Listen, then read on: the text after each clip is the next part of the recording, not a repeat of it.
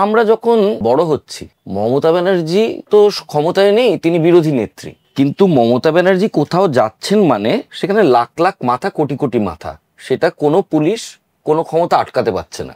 আজকে রাজনীতি করতে গেলে 6 মাস পর নেতা নেত্রীর নির্দেশে গ্রামে গিয়ে মুখ দেখিয়ে এলাম, সেটাতে কিছু হয় না। তাহলে মমতা ব্যানার্জির এতগুলো ফিল্ম স্টার লাগে কেন?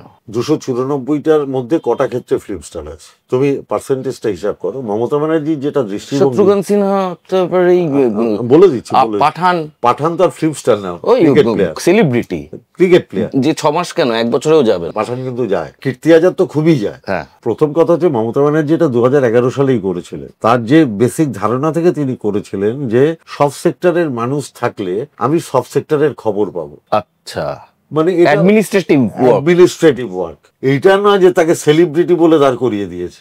এরকম তো অনেক সেলিব্রিটি আছে যাদের মমতা ব্যানার্জি পরবর্তীকালে চেঞ্জ করে দিয়েছে। মিমি নুসরতকে কেন চেঞ্জ করে দিলেন? তোমাকে আমি দিচ্ছি, তারপর দেখবো তুমি কি করছো, তোমার পারফরমেন্সটা। আজকে শতাব্দী রায় একজন এস্টাবলিশড পার্লামেন্টেরিয়ান হয়ে গেছে, সায়নী অসম্ভব ভালো পারফরমেন্স করছে, দুর্দান্ত। তার মানে যে পারফর্ম করেছে সে থেকে যাবে, যে পারবে না, পারফরমেন্স নেই, সে তার সেলিব্রিটি মানসিকতা নিয়েই থাকবে, সে আউট হয়ে যাবে।